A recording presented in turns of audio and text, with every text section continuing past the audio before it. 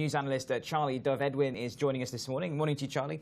He's worked as an independent financial analyst before, but we'll start first with the story from the Wall Street Journal. Migrants there are moving in under the eyes of Hungarian security. So Hungarian police there are seeing many Syrian refugees breach their barricade over the Serbian border, essentially. So this is potentially the new wave of entry for migrants to get into Europe, Charlie, isn't it?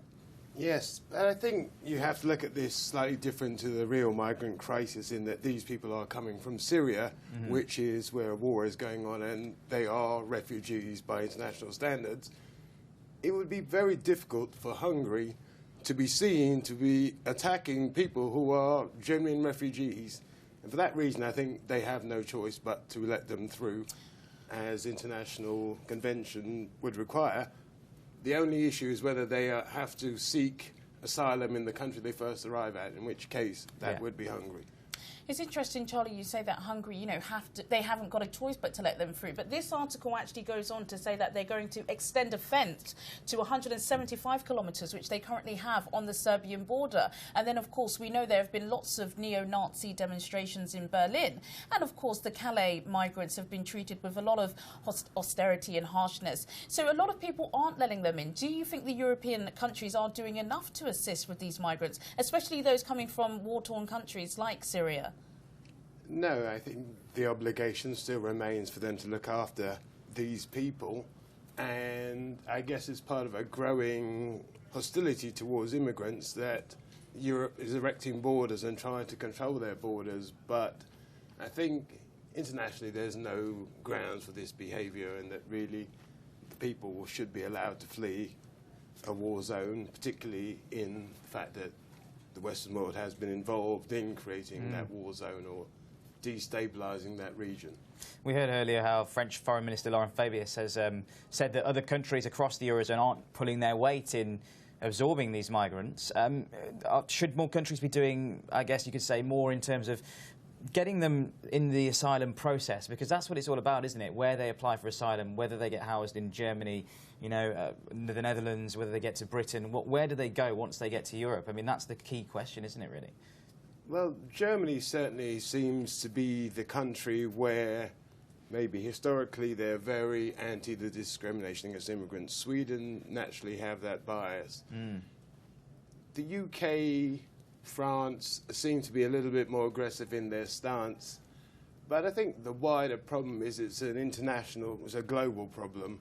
And that what has been surprising is that other nations outside of Europe haven't come to offer some sort of assistance and say, OK, there are too many coming into Europe, this is unsustainable, but there are parts of Asia, parts of Africa that are perfectly habitable, and people may say they would be happy to go to one of those nations. I think the international community should do more together as a whole rather than Europe trying to face it on their own. There are a lot of people, Charlie, that are for, getting these people out of Europe, which we know is impossible because they're not going to go back to war-torn countries. Nobody wants, Islamic State knocking at their door. And if, you're in Africa and your government is not doing anything to feed your children, you're going to make that difficult journey across the Mediterranean. What do you think can be done? Because this migrant crisis seems to not be going away. Do you think this is an international, it needs to be an international resolution? Absolutely. I think one of the things that I find quite staggering is there is no discussion with the countries from where these people are coming, and perhaps the countries that are receiving them actually saying, well, we will put in place a region where these people can live without fear of persecution. We will create some employment, etc. There is a history with the Commonwealth of the UK where some people would argue there is an obligation for the UK to help, and certainly there's a diaspora of Africans all over the world who could also contribute to saying to these migrants, look, you would be as well off if you stayed where you were. That's a really interesting point.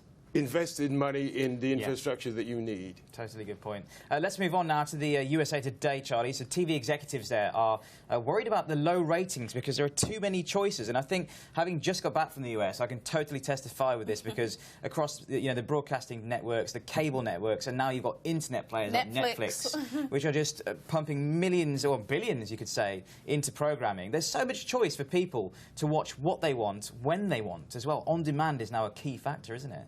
I think on demand is certainly going to cause even greater pressure on an industry, but you would liken it to any other industry where, when this happens, consolidation is the only way forward. And I think many of these channels are on air at the same time when the audience, if we had a consolidated channel where there were 3-hour slots for different interest groups rather than an interest group trying to do 24 hours, ratings would go up, and hopefully, well, so not hopefully, but obviously there are going to be losers in this game, and so people will lose their money in a consolidation round. It's a very interesting article. It actually goes on to say, the biggest losers in this, the whole change of the way people watch television are children's television programs. So programs like, or channels like Nickelodeon, Disney Channel, they're really losing viewers, where, of course, Netflix and box series, which is why they're creating more series, because these viewerships seem to be going up. How do you think they can target the children or the younger generation, or are they basically lost to television? That's evident here as well in the UK. Of course, too. it is.